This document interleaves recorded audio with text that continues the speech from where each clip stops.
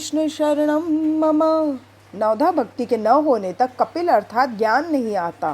श्रवण, कीर्तन, स्मरण, पाद सेवन, अर्चन, वंदन, सख्य और आत्मनिवेदन, ये 9 अंग नवधा भक्ति में आते हैं। नवधा भक्ति के सिद्ध होने पर ही कपिल भगवान पधारते हैं।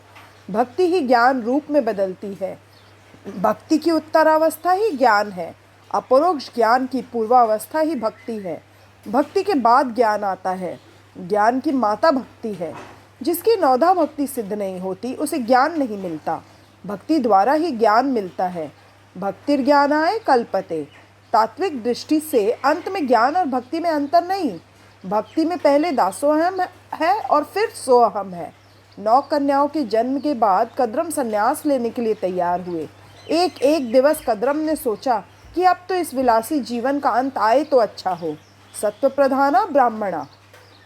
वैश्य विलासी जीवन जिए तो कोई बात नहीं, किंतु ब्राह्मण को यह शोभा नहीं देता। अतः कद्रम ने सोचा कि एकांत में बैठकर मैं तप करूं। देवहूति ने कहा, मैं भी त्याग करना चाहती हूँ।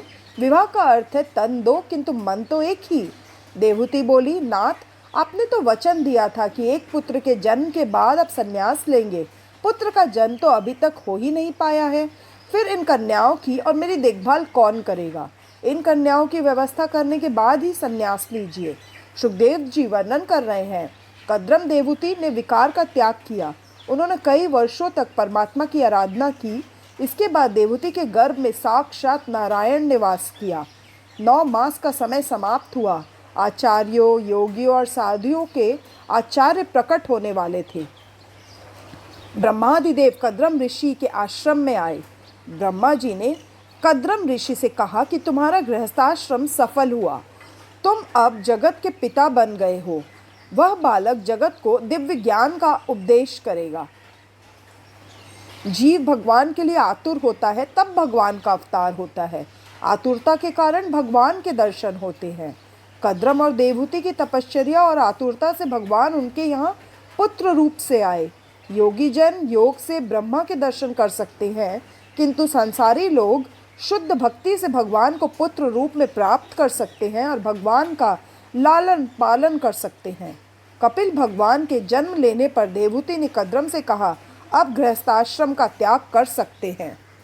श्री कृष्ण शरणम मम। कद्रम कहते हैं कि मुझे इन 9 कथाओं की चिंता सता रही है। एक युगल था। प्रभु पर पति की दृढ़ श्रद्धा नहीं थी। पत्नी ने श्याम वस्त्र पहने। पति ने कारण पूछा तो उसने कहा कि तुम्हारी दृष्टि में भगवान नहीं है, अतः मैंने काले कपड़े धारण किए हैं। महाभारत में एक कथा है। भीष्म ने प्रतिज्ञा की कि कल मैं अर्जुन का वध करूंगा। भीष्माचार्य की प्रतिज्ञा व्यर्थ नहीं हो सकती। पांडव सेना में हाहाकार मच गया। अर्जुन तो नित्य नियमानुसार भगवत चिंतन करते हुए सो गए। श्री कृष्ण को चिंता होने लगी कि कल मेरे अर्जुन का क्या होगा। वे अर्जुन से मिलने आए। अर्जुन तो सोए हुए थे।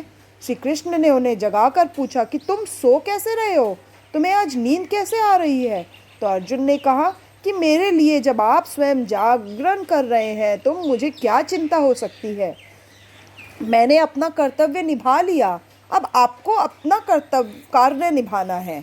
मनुष्य का कर्तव्य है अनन्य शरणागति।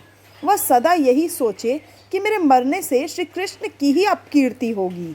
कद्रम कहते हैं, मुझे 9 कन्याओं की चिंता है। तो ब्रह्मा ने कहा, तुम क्यों चिंता करते हो? तुम्हारे घर तो स्वयं भगवान पधारे हैं। तुम उनकी चिंता करने के बदले प्रभु का चिंतन करो। वल्लभाचार्य जी ने कहा है कि चिंता कदापि न कार्या। सेवा स्मरण करते हुए जो वैष्णव तन्मय होते हैं उनकी चिंता ठाकुर जी करते हैं। ब्रह्मा 9 ऋषियों को अपने साथ लाए थे। सभी ऋषियों को एक एक कन्या दे डाली। अत्रि को अनुसुईया, वशिष्ठ को अरुंधति आदि। कद्रम ऋषि ने सोचा कि अब अपने सिर से सारा भार उतर गया। वे कपिल के पास आए और कहने लगे कि मुझे संन्यास लेना है। काम्यानाम कर्मणाम न्यासम संन्यासम कवयो विदु। केवल ईश्वर के लिए जो जिए वही सन्यासी है। कपिल ने कहा कि आपकी इच्छा योग्य ही है। संन्यास लेने के बाद आप किसी प्रकार की चिंता न करें। आप अपना जीवन ईश्वर को अर्पित कर दें। मुक्ति 2 प्रकार की है। कैवल्य मुक्ति, इसमें जीव ईश्वर में लीन होता है और दोनों एक बन जाते हैं। भागवती मुक्ति, इसमें भी ईश्वर से जीव प्रेम से एक तो होता है, किंतु थोड़ा सा द्वैत रखकर नित्य लीला नित्य सेवा में मग्न रहता है। कद्रम ऋषि ने संन्यास ग्रहण कर लिया। परमात्मा के लिए सभी संसार सुखों का त्याग ही संन्यास है। त्याग करने पर संन्यास उजागर नहीं होता। कई लोग निवृत्त होने पर पेंशन पर जाने भी दूसरी नौकरी की तलाश करते हैं। सरकार ने जब कह दिया कि तुम नौकरी करने योग्य नहीं रहे हो, फिर दूसरी नौकरी क्यों ढूंढते हो? अब तो भगवान का भजन करने के दिन आए हैं। संन्यास की विधि देखने से भी वैराग्य होता है। श्री कृष्ण शरणम मम। संन्यास की क्रिया में विरजा होम करना पड़ता है। देव, ब्राह्मण, सूर्य, अग्नि आदि की साक्षी में विरजा होम किया जाता है। फिर नदी में स्नान करके लंगोटी फेंककर नग्न अवस्था में ही बाहर निकलना पड़ता है। आदि नारायण का चिंतन करते करते कद्रम ऋषि को भागवती मुक्ति मिली। कपिल गीता का आरंभ हुआ। प्रसंग दिव्य है। पुत्र माता को उपदेश दे रहा है। भागवत के इस महत्व के प्रकरण के 9 अध्याय हैं। कपिल गीता का प्रारंभ 25वें अध्याय से है। इसमें सांख्य शास्त्र का उपदेश है। 3 अध्यायों में पहले वेदांत का ज्ञान आता है और अंत में भक्ति वर्णन किया गया है। फिर उसके बाद संसार चक्र का वर्णन है। देवहूति ने सोचा कि ऋषियों ने मुझसे कहा था कि वह बालक माता का उद्धार करने के लिए आया है, तो मैं कपिल भगवान से प्रश्न पूछूं जिसका वे अवश्य उत्तर देंगे। देवहूति ने कपिल भगवान के पास आकर उनसे कहा कि यदि आपकी अनुमति हो तो मैं आपसे पूछना चाहती हूँ। कपिल ने कहा, माता संकोच मत करो, तुम जो कुछ पूछना चाहती हो पूछो। माता देवहूति ने आरंभ में ही शरणागति स्वीकार कर ली। बिना ईश्वर का आश्रय लिए जीव का उद्धार नहीं हो सकता। गीता में अर्जुन ने भी पहले शरणागति स्वीकार की थी और भगवान से कहा था, शिष्यस्ते हम साधि माम त्वाम प्रपन्नम। देवहूति ने पूछा, जग में सच्चा सुख कहाँ है? जगत में सच्चा आनंद कहाँ है? नित्य आनंद कहाँ है जिसका नाश न हो सके? ऐसा आनंद बताओ। अनेक बार इंद्रियों का लालन पालन करने में कोई सार नहीं है। इंद्रियों ने जो कुछ मांगा वह सभी मैंने दिया, फिर भी तृप्ति नहीं हुई। इंद्रियां हर रोज नए नए विषय मांगती है। जीव को रस सुख की ओर खींचती है। आंखें रूप सुख की और त्वचा स्पर्श सुख की ओर खींचती है। कई लोग याद करते रहते हैं कि 2 महीने से अमुक चीज़ खाई नहीं, 2 महीने से वह चीज़ खाई नहीं है, यह तो वह याद रखते हैं, किंतु वही चीज़ आज तक कितनी बार खाई है यह याद नहीं रखते। खा पीकर जीभ को संतोष दिया नहीं कि आंखें सताने लगेंगी कि 2 महीने से फिल्म नहीं देखी है।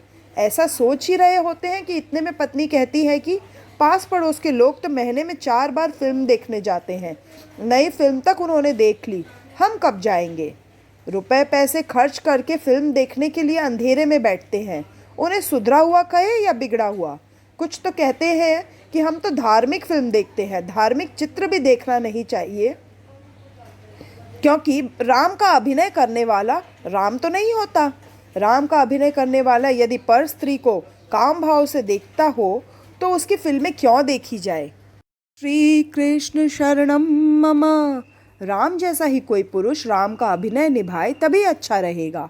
आप कहेंगे कि मैं कटु बातें कर रहा हूँ, किंतु मैं तो जो देख रहा हूँ वही कह रहा हूँ। विलासी चित्र देखने से जीवन बिगड़ता है। एक स्थान पर शंकर स्वामी ने कहा कि यह इंद्रियां चोर है। इंद्रियां तो चोर से भी अधिक बुरी हैं। चोर तो जिसके घर में जिसके सहारे रहता है वहाँ चोरी नहीं करता, जबकि इंद्रियां तो अपने पति के समान आत्मा को ही धोखा देती हैं। देवहूति कहती हैं कि इन चोर सी इंद्रियों से मैं उकता गई हूँ। मुझे बताओ कि जगत में सच्चा सुख सच्चा आनंद कहाँ है और उसे पाने का साधन कौन सा है? कपिल भगवान को आनंद हुआ। वे बोले, माता जी, किसी जड़ में आनंद नहीं रह सकता। आनंद तो आत्मा का स्वरूप है। अज्ञानवश जीव जड़ वस्तु में आनंद ढूंढता है। जड़ वस्तु में आनंद नहीं रह सकता। संसार के विषय सुख तो देते हैं किंतु आनंद नहीं देते। जो तुम्हें सुख देगा वही तुम्हें दुख भी देगा, किंतु भगवान हमेशा आनंद ही देंगे। आनंद परमात्मा का स्वरूप है। संसार का सुख खुजली चमड़ी की एक बीमारी जैसा है कि जब तक आप खुजलाते रहते हैं तब तक अच्छा लगता है। किंतु खुजाने से नाखून में रहे हुए जहर के कारण खुजली का रोग बढ़ता है। सर्वोत्तम मिठाई का स्वाद भी गले तक ही रहता है। जगत के पदार्थों में आनंद नहीं है, उसका भास मात्र है। यह जगत दुख रूप है। गीता जी में भी कहा है, अनित्यम असुखम लोकम इमम प्राप्य भजस्व माम। भगवान कहते हैं, हे अर्जुन, क्षण भंगुर और सुख रहित इस जगत को और मनुष्य शरीर को प्राप्त करके तुम मेरा ही भजन कर। आरंभ में जड़ वस्तु में सुख का अनुभव होता है, किंतु वह सुख विस्मय ही है। विषेंद्रिय संयोगाद्यते ग्रे अमृतोपमम परिणामे विषमिव तत्सुखम राजसम स्मृतम। विषय और इंद्रियों के संयोग से जो सुख उत्पन्न होता है वह आरंभ में भोग काल में तो अमृत जैसा लगता है, किंतु परिणाम की दृष्टि से तो वह विष समान ही है। इसी कारण से सुख को राजस कहा गया है। इंद्रियों को सुख से तृप्ति नहीं होती। विवेक रूपी धन का हरण करके इंद्रिया जीव को संसार रूपी गर्त में फेंक देती है। बाहर के विषयों में न तो आनंद है और न तो सुख। आनंद बाहर नहीं, अंदर है, आत्मा में है। आनंद अविनाशी अंतर्यामी का स्वरूप है। कबीर आगे कहते हैं, हे माता, यदि शरीर में आनंद होता तो उसमें से प्राणों के निकल जाने के बाद भी लोग उसे संजोकर अपने पास रखते। श्री कृष्ण शरणम मम। विषय जड़ है, जड़ पदार्थ में आनंद रह नहीं सकता। चैतन्य के स्पर्श के कारण ही जड़ पदार्थ में आनंद सा प्रतीत होता है। दो शरीरों के स्पर्श से सुख नहीं मिलता, किंतु दो प्राणों के एक होने से आनंद का अनुभव होता है। यदि दो प्राणों के इकट्ठे होने पर सुख मिलता है, तो जिसमें अनेक प्राण समाये हुए ऐसे परमात्मा के मिलन से कितना अधिक आनंद होता होगा। बाहर के विषयों में आनंद नहीं है, किंतु चित्त में, मन में आत्मा का प्रतिबिंब पड़ने से आनंद सा अनुभव होता है। इंद्रियों को मनचाहा पदार्थ मिलने पर विषयों में तद्रूप हो जाती हैं, अतः कुछ समय के लिए एकाग्र व एकाकार होता है। उस समय चित्त में आत्मा का प्रतिबिंब पड़ता है, जिससे आनंद का भास होता है। जगत के विषयों में जब तक मन फंसा हुआ है तब तक आनंद नहीं मिल सकेगा। आनंद आत्मा का उसी प्रकार सहज स्वरूप है कि जिस प्रकार शीतलता जल का सहज स्वरूप है। आनंद आत्मा में ही है। आत्मा और परमात्मा का मिलन ही परमानंद है। भगवान में मन फंसे और डूबने लगे तभी आनंद मिलता है। बार बार अपने मन को तुम समझाओगे कि संसार के जड़ पदार्थों में सुख नहीं है। सोने पर सब भूल जाने से आनंद मिलता है। सारे संसार को भूलने के बाद ही गाढ़ी नींद आती है। आत्मा तो नित्य शुद्ध और आनंद रूप है। सुख दुख तो मन के धर्म है। मन के निर्विषयी होने पर आनंद मिलता है। दृश्य में से दृष्टि को हटाकर दृष्टा में स्थिर किया जाए तो आनंद मिलेगा। आनंद परमात्मा का स्वरूप है। आदत हाजत कम करोगे तो सुखी होगे। कपिल कहते हैं, माता जी, यदि विषयों में ही आनंद समाया हुआ हो तो सभी को सदा एक समान आनंद मिलना चाहिए। तृप्त व्यक्ति के आगे यदि श्रीखंड भी रखा जाएगा तो उसे आनंद नहीं आएगा। बीमार व्यक्ति के सामने मालपुए रखे जाए तो भी वह नहीं खाएगा।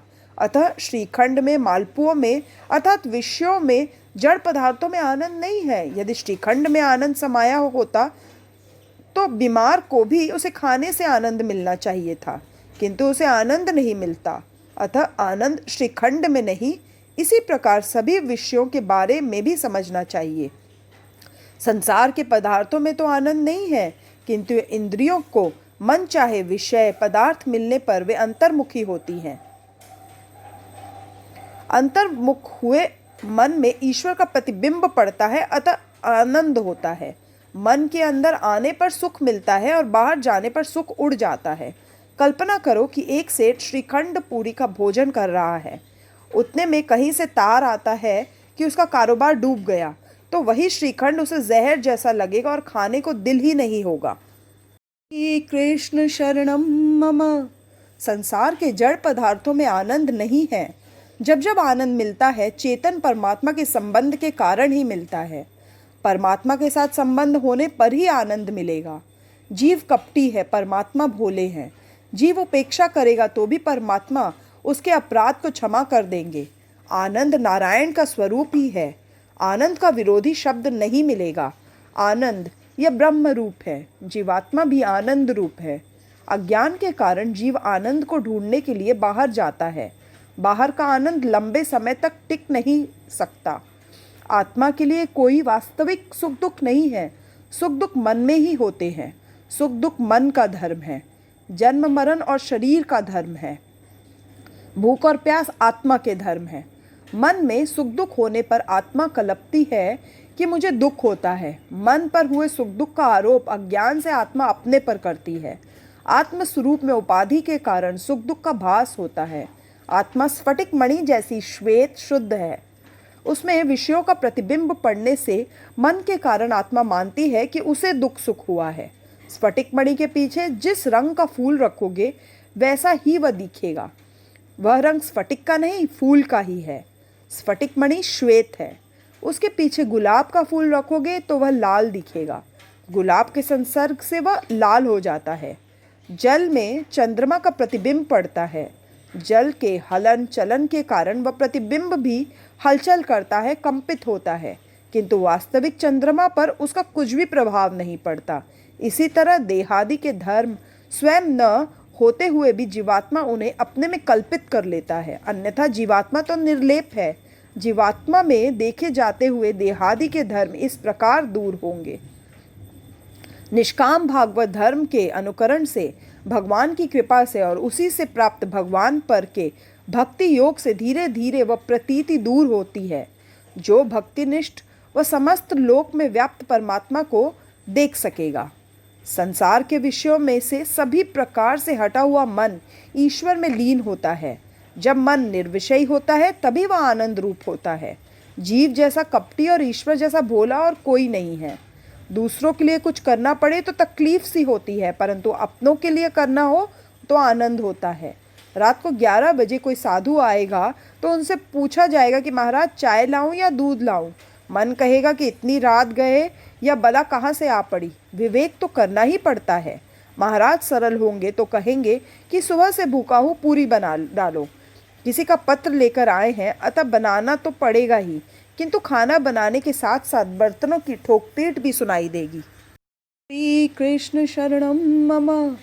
पर यदि नहर से अपने भाई आएंगे और कहेंगे कि मैंने नाश्ता कर लिया है अतः भूख नहीं है, फिर भी वह कहेगी कि नहीं तू भूखा होगा, मैं अभी हलवा पूरी बना देती हूँ, कोई देरी नहीं होगी। अपने भाइयों को तो हलवा पूरी खिलाएगी और महाराज को चाय से ही टाल देगी।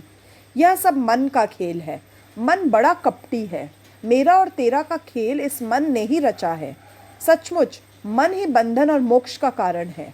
कपिल कहते हैं, हे माता, मन को ही इस जीव के बंधन और मोक्ष का कारण माना गया है। मन जो विषयों में आसक्त हो जाए तो वह बंधन का कारण बनता है, और वही मन यदि परमात्मा में आसक्त हो तो मोक्ष का कारण बन जाता है। चेत खलवस्य बंधाय मुक्तये चात्मनो मतम गणेशु सुक्तम बंधाए रतम वा पुंसी मुक्तये। भगवान मनुष्य का शरीर या घर नहीं बल्कि हृदय देखते हैं। मन विशाल हो तो भगवान आते हैं। मन में छिपी हुई अहमता, ममता, अपने पराये की भावना ही मन को दुखी करती है। मन के ये धर्म आत्म स्वरूप में भासमान होने के कारण आत्मा स्वयं को सुखी दुखी मानती है, परंतु वास्तव में वह आनंद रूप है। मन के सुधरने पर सब कुछ सुधरता है और मन के बिगड़ने पर सब कुछ बिगड़ता है। सुख दुख के दाता है अहम, मयंता और ममता। उन्हें छोड़ देने पर ही आनंद रूप मिलता है। पाप करने के लिए किसी को प्रेरणा देने की जरूरत नहीं पड़ती, किंतु पुण्य करने के लिए प्रेरणा देनी पड़ती है। मन अधोगामी है। मनुष्य का मन पानी की भांति गड्ढे की ओर ही बहता है। जल की तरह मन भी अधोगामी है। जल की भांति मन का स्वभाव भी ऊपर नहीं नीचे की ओर जाने का है। इस मन को ऊपर चढ़ाना है, उसे परमात्मा के चरणों तक ले जाना है। यंत्र के संग में आने से पानी ऊपर चढ़ता है, उसी तरह मंत्र के संग में आने पर मन ऊपर चढ़ता है। मन को मंत्र का संग दो। मंत्र का संग होगा तो अधोगामी मन ऊर्ध्वगामी बनेगा। जिसने अपना मन सुधारा है वह दूसरों को भी सुधार सकेगा। मन को सुधारने का और कोई साधन नहीं है। मन शब्द के अक्षरों को उलट दोगे तो शब्द बनेगा नम। नम और नाम ही मन को सुधारेंगे। मन को स्थिर करने के लिए नाम जप की आवश्यकता है। जब से मन की मलिनता और चंचलता दूर होती है। अतः किसी भी मंत्र का जाप करो, सांसारिक विषयों के संग से बिगड़ा हुआ मन ईश्वर का ध्यान करने से सुधरता है। सभी के अंदर में परमात्मा है, फिर भी वे सभी को दुख दूर नहीं करते हैं। अंदर विराजे हुए चैतन्य रूप परमात्मा मन बुद्धि को प्रकाश देते हैं। भगवान का स्वरूप ऐसा तेजोमय है कि हम जैसे साधारण जीव उन्हें देख नहीं पाते। श्री कृष्ण शरणम मम। भगवान का निर्गुण स्वरूप सूक्ष्म होने के कारण दिखाई नहीं देता और भगवान का सगुण स्वरूप तेजोमय है, अतः वह भी नहीं दिखता।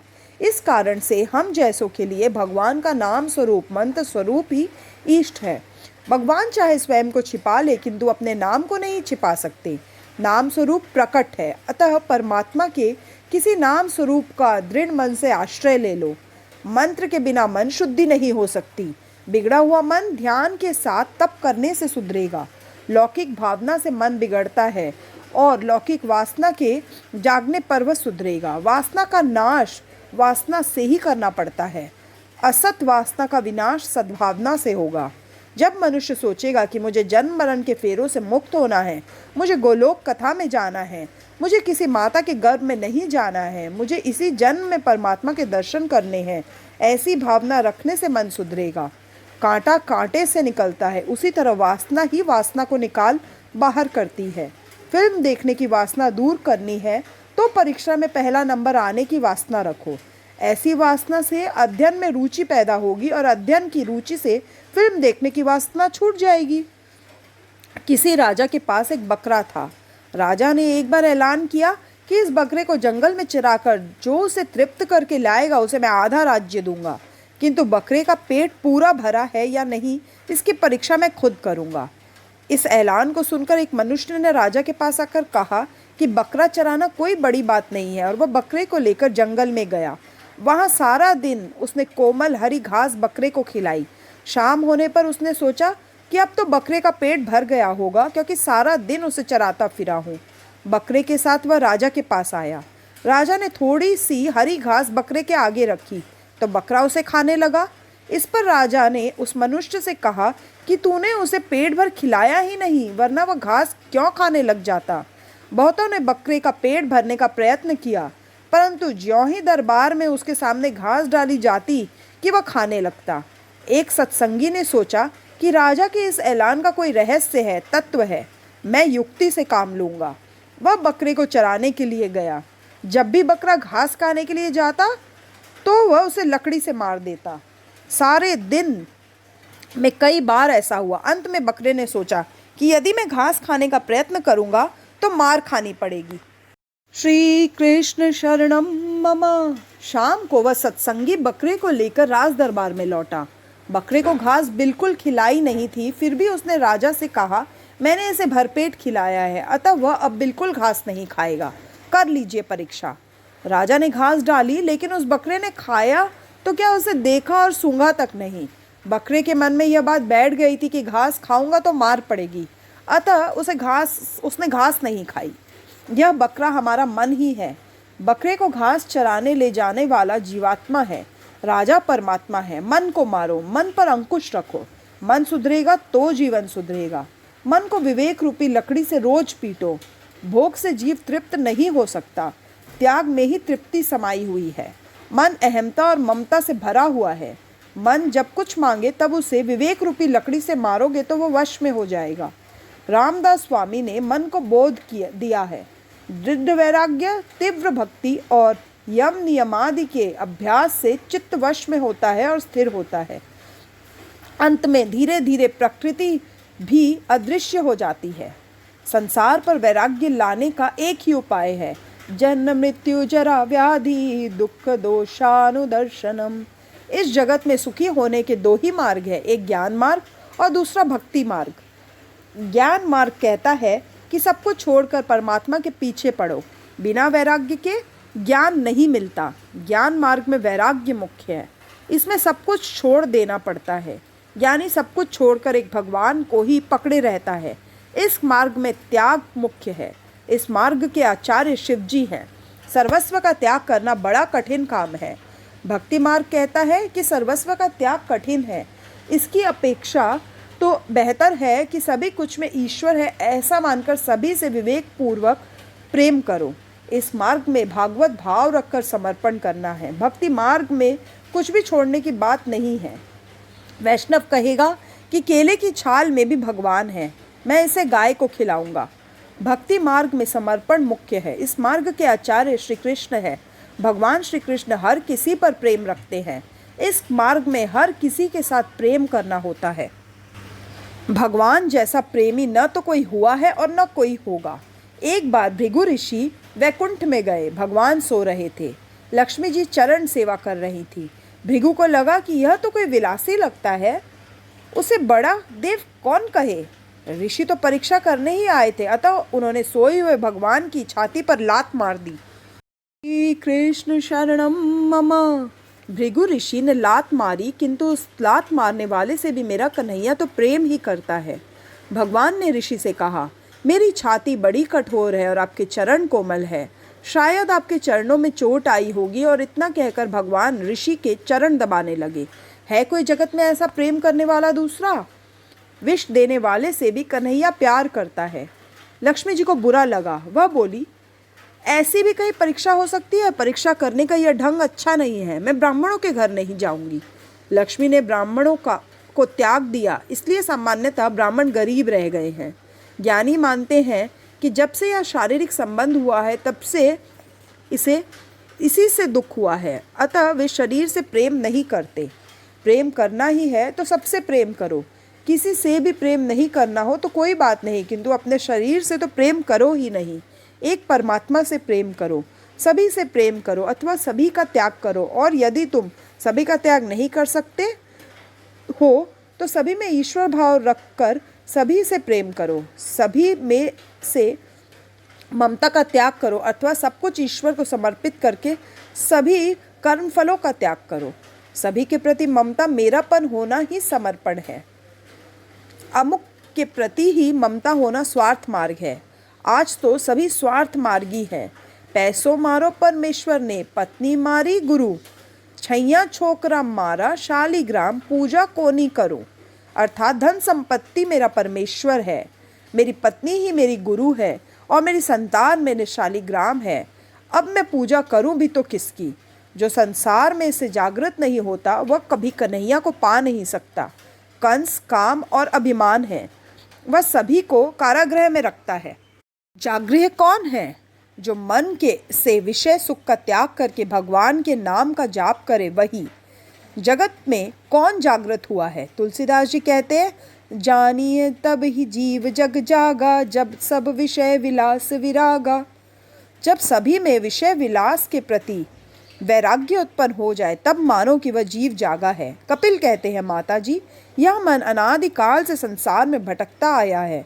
सत्संग से मन सुधरता है, वासना का त्याग करने से मन सुधरता है। विवेक पुरुष संग अथवा आसक्ति को आत्मा का बंधन माना है, किंतु संत महात्माओं के प्रति जब आसक्ति या संग हो जाए तब मोक्ष के द्वार खुल जाते हैं। अतः सत्संग करो।